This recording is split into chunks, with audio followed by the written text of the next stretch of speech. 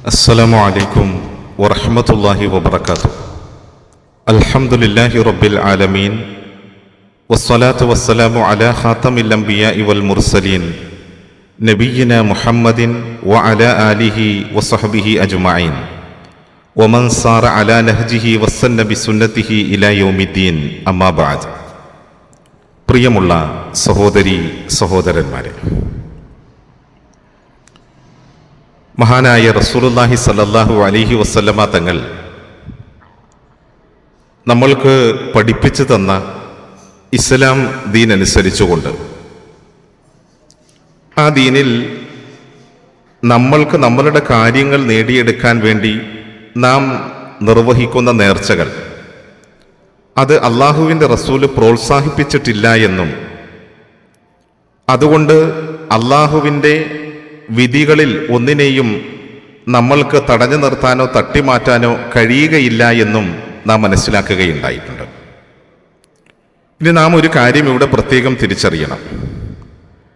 ഒരു തരത്തിലുള്ള നേർച്ചയും അള്ളാഹുവിൻ്റെ റസൂല് നമ്മളോട് പ്രോത്സാഹനം നൽകിയിട്ടില്ല എങ്കിൽ പോലും അനുവദനീയമായ രൂപത്തിൽ ഒരു കാര്യം ഞാൻ നിർവഹിക്കാമെന്ന് നേർച്ച നേർന്നാൽ അത് വീട്ടുക എന്നുള്ളത് നിർബന്ധവുമായി തീരും. അത് ഏതൊരു വിശ്വാസിയുടെയും ബാധ്യതയാണ്. ഇപ്പോൾ നോക്കൂ, മഹാനായ റസൂലുള്ളാഹി സ്വല്ലല്ലാഹു അലൈഹി വസല്ലമ തങ്ങളുടെ കാലം, ജാഹിലിയ കാലത്ത് പരിശുദ്ധമായ ദീനിലേക്ക് കടന്നു വരുന്നതിന് മുമ്പ് ഉമർ ഇബ്നുൽ ഖത്താബ് റളിയല്ലാഹു തആല അൻഹു പരിശുദ്ധമായ മസ്ജിദുൽ ഹറാമിൽ ഇഅ്തികാഫ് ഇരിക്കാം എന്നുള്ള കാര്യത്തിൽ ഒരു നേർച്ച നേരുകയുണ്ടായി. പിന്നീട് മഹാനായ നബി സല്ലല്ലാഹു അലൈഹി വസല്ലമ തങ്ങളിലൂടെ അള്ളാഹു ഇസ്ലാമിൻ്റെ പ്രകാശത്തെ ലോകർക്ക് നൽകുകയും ഉമർ റളിയല്ലാഹു തആല അൻഹു ഇസ്ലാം സ്വീകരിക്കുകയും ചെയ്തു. അതിനുശേഷം റസൂലുള്ളാഹി സല്ലല്ലാഹു അലൈഹി വസല്ലമ തങ്ങളോട് ചോദിക്കുകയുണ്ടായി. സഅല നബി സല്ലല്ലാഹു അലൈഹി വസല്ലമ ഖാല കുന്തു നദർതു ഫിൽ ജാഹിലിയ്യത്തി അൻ അഅ്തഖിഫ ലൈലതൻ ഫിൽ മസ്ജിദിൽ ഹറാം. അള്ളാഹുവിൻ്റെ റസൂലിനോട് ചോദിക്കുകയാണ്, നബിയെ, ഞാൻ ജാഹിലിയ കാലഘട്ടത്തിൽ ഇസ്ലാം സ്വീകരിക്കുന്നതിന് മുമ്പ് തന്നെ പരിശുദ്ധമായ മസ്ജിദുൽ ഹറാമിൽ ഒരു രാവിൽ ഇഅ്തികാഫ് ഇരുന്നു കൊള്ളാമെന്ന് നേർച്ച നേരുകയുണ്ടായിട്ടുണ്ട്. അപ്പോൾ ഞാനന്ന് ജാഹിലിയത്തിലാണ്, പക്ഷേ എനിക്ക് എൻ്റെ മേൽ അത് ബാധ്യതയായി തീരുമോ എന്ന് ചോദിച്ചപ്പോൾ റസൂലുള്ളാഹി സ്വല്ലല്ലാഹു അലൈഹി വസല്ലമ തങ്ങൾ പറഞ്ഞത് ഫൗഫി ബിനദിരിക, നീ നിന്റെ നേർച്ച പൂർത്തിയാക്കുക എന്നാണ്. അപ്പോൾ ഒരാൾ ഒരു കാര്യത്തിൽ ഒരു നേർച്ച നേർന്നാൽ അള്ളാഹുവിനെ അനുസരിക്കുന്ന കാര്യമാണെങ്കിൽ അത് നിർവഹിക്കുക എന്നുള്ളത്, ആ നേർച്ച വീട്ടുക എന്നുള്ളത് അവൻ്റെ മേൽ നിർബന്ധമാണ് എന്ന് നമ്മൾക്ക് മനസ്സിലാക്കാം. ഇനി അത് മാത്രവുമല്ല, നമ്മളിൽ ഒരാൾ മരണപ്പെട്ട ഒരാൾക്ക് നേർച്ച ഉണ്ടായിരുന്നെങ്കിൽ പോലും അത് അനന്തരാവകാശികൾക്ക് വീട്ടാവുന്നതാണ് എന്ന് ഹദീസുകളിൽ നിന്ന് നമ്മൾക്ക് മനസ്സിലാക്കാൻ സാധിക്കും. മഹാനായ സഅദ് ഇബ്നു ഉബാദ റളിയല്ലാഹു തആല അൻഹുവിൻ്റെ ഉമ്മയുടെ വിഷയത്തിൽ നടന്ന ഒരു സംഭവം ഇമാം ബുഖാരി റഹ്മത്തുള്ളാഹി അലൈഹി തൻ്റെ സ്വഹീഹിൽ ഉദ്ധരിച്ചിട്ടുള്ളത് നമ്മൾക്ക് കാണാൻ സാധിക്കും. സഅദ് ഇബ്നു ഉബാദ റളിയല്ലാഹു തആല അൻഹുവിൻ്റെ ഉമ്മ അവർ ജീവിച്ചിരിക്കുന്ന കാലഘട്ടത്തിൽ ഒരു നേർച്ച നേരുകയുണ്ടായി. എന്നാൽ പിന്നീട് അവർ ആ നേർച്ച പൂർത്തിയാക്കുന്നതിന് മുമ്പ് അവർക്ക് മരണം സംഭവിച്ചു.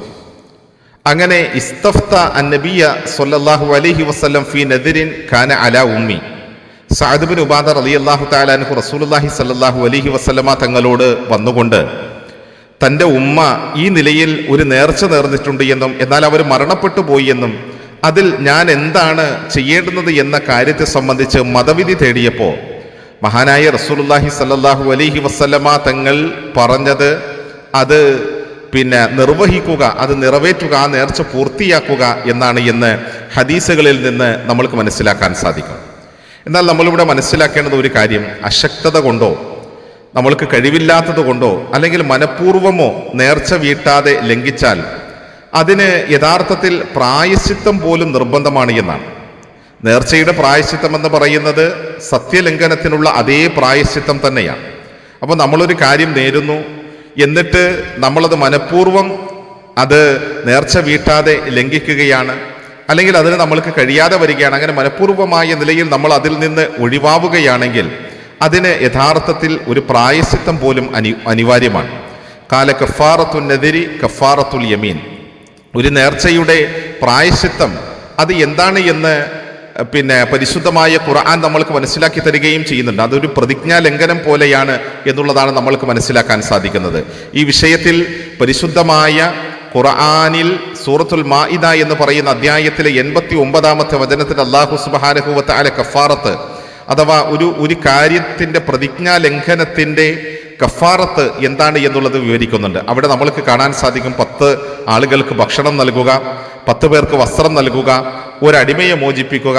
ഇതിന് 3 സാധ്യമായില്ലെങ്കിൽ തുടർച്ചയായി 3 ദിവസം നോമ്പ് നോക്കുക. ഇതൊക്കെയാണ് അതിൻ്റെ പ്രായശ്ചിത്തമായ നിലയിൽ നിർണയിക്കപ്പെട്ടിട്ടുള്ളത് എന്ന് നമ്മൾക്ക് കാണാൻ സാധിക്കും. ഇനി ഒരാൾ അറിവില്ലായ്മ കൊണ്ടോ അല്ലാതെയോ അനുവദനീയമല്ലാത്ത ഒരു കാര്യത്തിലാണ് നേർച്ച നേർന്നതെങ്കിലോ അതൊരിക്കലും പൂർത്തിയാക്കേണ്ടതില്ല, അതിന് പ്രത്യേക പ്രായശ്ചിത്തവും നിർവഹിക്കേണ്ടതില്ല എന്ന് നമ്മൾ മനസ്സിലാക്കുക. കാരണം മഹാനായ അംർ ഇബ്നു ശുഐബ് റളിയല്ലാഹു തആല അൻഹു തന്റെ പിതാവിൽ നിന്ന് ഉദ്ധരിക്കുന്ന ഒരു തിരുവചനത്തിൽ റസൂലുള്ളാഹി സ്വല്ലല്ലാഹു അലൈഹി വസല്ലമ തങ്ങൾ പറഞ്ഞത് ലാ നദ്റ ഇല്ലാ ഫീമാ യുബ്തഗ ബിഹി വജ്ഹുല്ലാഹ് വലാ യമീന ഫീ ഖതിഅത്തി റഹീം. അല്ലാഹുവിൻ്റെ വഹയി തേടുന്ന കാര്യങ്ങളിലല്ലാതെ നേർച്ചയില്ല. കുടുംബ ബന്ധങ്ങൾ വിച്ഛേദിക്കുന്ന ശപഥങ്ങളിൽ പ്രായശ്ചിത്തവുമില്ല. മഹാനായ റസൂലുള്ളാഹി സ്വല്ലല്ലാഹു അലൈഹി വസല്ലമ തങ്ങൾ നമ്മളെ പഠിപ്പിക്കാൻ അള്ളാഹുവിൻ്റെ പ്രീതി ആഗ്രഹിച്ചുകൊണ്ട് ചെയ്യുന്ന കാര്യങ്ങളിൽ മാത്രമേ നേർച്ചയുള്ളൂ. അതല്ലാതെ ഏതെങ്കിലും ഒരു കാര്യത്തിൽ അള്ളാഹു നിഷിദ്ധമാക്കിയ ഒരു കാര്യത്തിൽ ഒരു ശപഥം ചെയ്താൽ ആ ശപഥങ്ങളിൽ പ്രായശ്ചിത്തം പോലുമില്ല എന്ന് ഈ ഹദീസിൽ നിന്ന് നമ്മൾക്ക് മനസ്സിലാക്കാൻ സാധിക്കുകയാണ്. ഇപ്പോൾ തെറ്റായ കാര്യത്തിന് നേർച്ച നേർന്നാൽ ആ വിഷയത്തിൽ അയാൾ യഥാർത്ഥത്തിൽ ചെയ്യേണ്ടുന്നത് തൗബ ചെയ്യുകയാണ്, അള്ളാഹുവിലേക്ക് പശ്ചാത്തപിക്കുകയാണ് ചെയ്യേണ്ടുന്നത് എന്ന് നമ്മൾക്ക് മനസ്സിലാക്കാൻ സാധിക്കും. നേർച്ച എന്ന വിഷയം ഇസ്ലാമിലെ ഫിഖ്ഹിന്റെ ഗ്രന്ഥങ്ങളിൽ വളരെ വിശാലമായ ചർച്ചയുള്ള ഒരു വിജ്ഞാന മേഖല തന്നെയാണ്. പണ്ഡിതന്മാർ ഈ വിഷയം ഇത്രയധികം ചർച്ച ചെയ്തത് അതൊരു ആരാധനയാണ് എന്നതിലാണ് എന്നുള്ളത് നമ്മൾ മനസ്സിലാക്കുകയും തിരിച്ചറിയുകയും ചെയ്യുക. അതുകൊണ്ട് നേർച്ച അത് അള്ളാഹുവിന് മാത്രം, അതല്ലാത്ത നിലയിലുള്ള ഒരു നേർച്ചയും ഇസ്ലാമിൽ ഇല്ല എന്നും ഇസ്ലാം പ്രോത്സാഹിപ്പിച്ചിട്ടില്ല എന്നും നാം തിരിച്ചറിയുക. അള്ളാഹു അനുഗ്രഹിക്കട്ടെ. അസ്സലാമു അലൈക്കും വറഹ്മത്തുള്ളാഹി വബറകാതുഹു.